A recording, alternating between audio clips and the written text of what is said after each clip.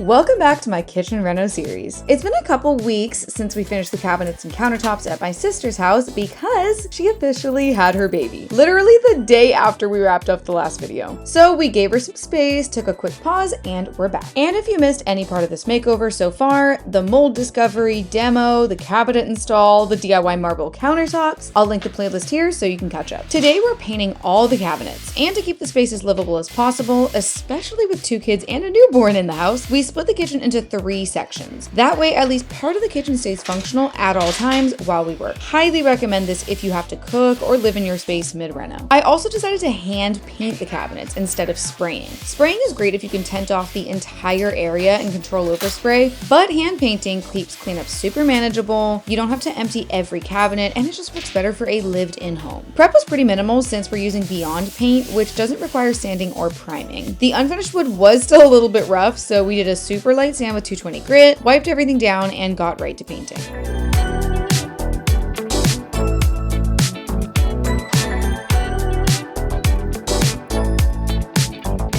I used a brush for all the edges and corners, trying my best to avoid hard brush strokes, and then rolled the flat sections. If you notice the surface dragging a bit, you can spray it with water so it stays wet and keeps from getting brush strokes.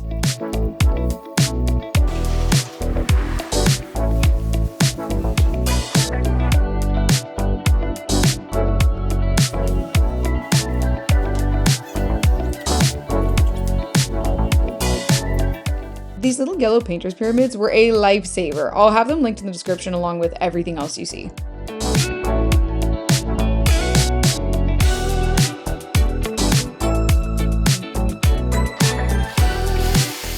While I finished painting the first section, the boys started removing the doors from the next one.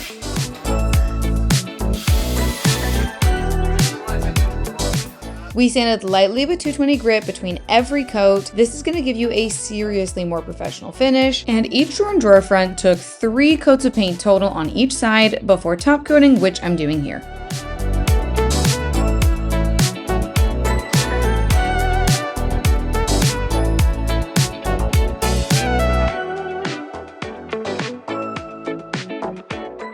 Once the first section dried, we reinstalled all the drawers and drawer faces. We did put painter's tape with a number under each piece in the garage on the floor. That was our labeling system to make sure everything went back exactly where it belonged.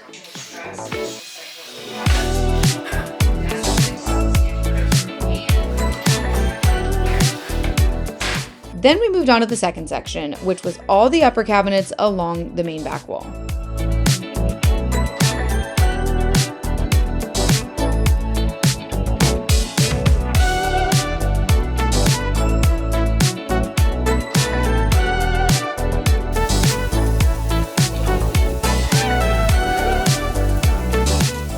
The final section was definitely the toughest because we also had to trim out the dishwasher cabinet we built back in part 3. I cut thin strips of plywood for this, and Cyril ripped down some of our leftover MDF to make toe kicks. That's my girl. Oh, guys, the cockroach. What? Right there. Oh.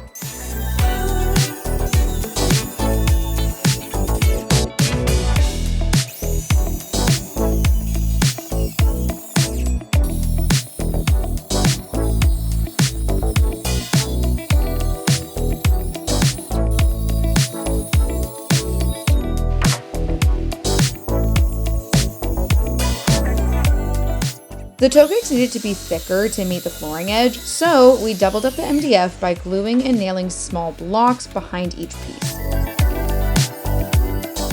has to be like this, doesn't it? Yeah, point at your face and spray. What do you want me to do? Yeah, it has to go like this, Bridget. Okay. You know how fast this? Okay.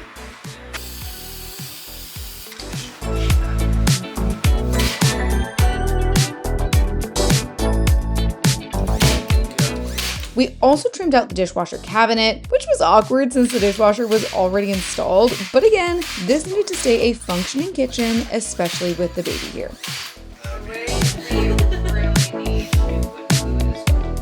We used wood glue and brad nails for all the trim, and you'll see this clip where we realized the top strip was cut too thick and wouldn't let the dishwasher close. That's actually hilarious. Shoot, Cyril, this way.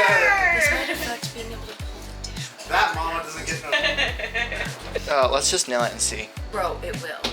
I didn't film it, but we ripped a new thinner strip right after, which fit perfectly. It also didn't help that I had a pretty gnarly cold through all this. I was low-key crashing out putting these drawers back on. What I think was happening was that the original screw holes must have gotten slightly clogged with paint, so the screws did not want to go back in. My boyfriend muscled through them for a bit before I finally just widened the holes with the drill, and that mostly fixed it.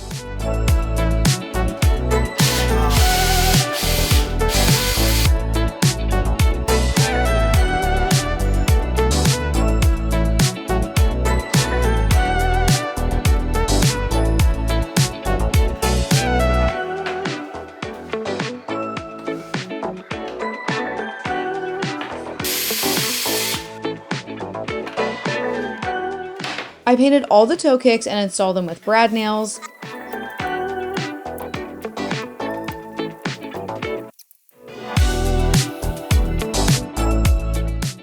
Pro tip, put painter's tape down before you nail and then fill the holes over the tape. It keeps the damage super minimal. Then I painted the last set of lowers, sanded between coats and top coated everything.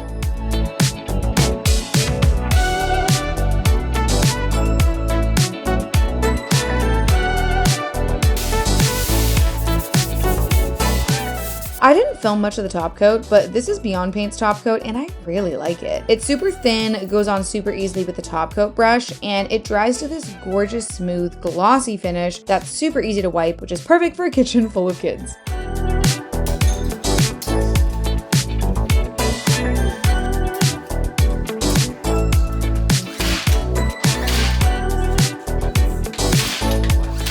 We got the rest of the doors back on, drawers slid in, and even tackled the Lazy Susan door, which was definitely awkward, but we made it work. Lovely.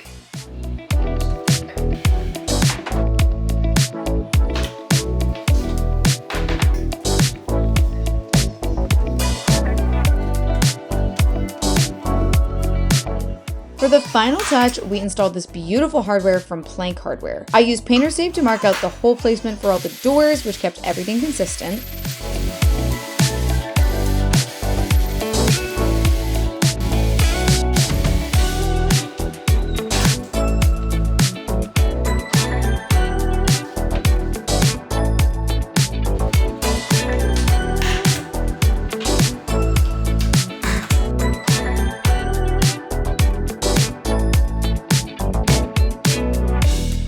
And for the drawers, I used a hardware jig. This thing is a lifesaver. You just set it to your hardware hole width and the height of your drawer, mark the center of your drawer, and you get perfect placement every time.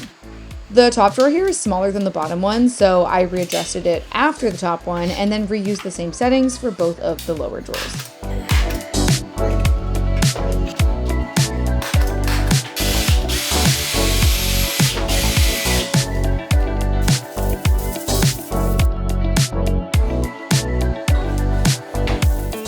My sister chose this aged brass style hardware and she wanted it mismatched with cup pulls for the drawers and knobs with these cute little back plates for the doors. I think it fits the warm beige cabinet color perfectly.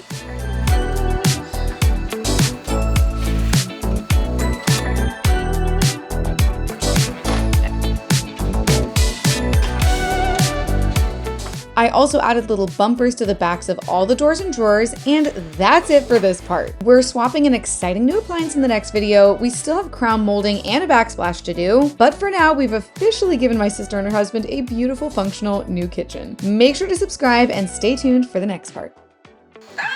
Hold on.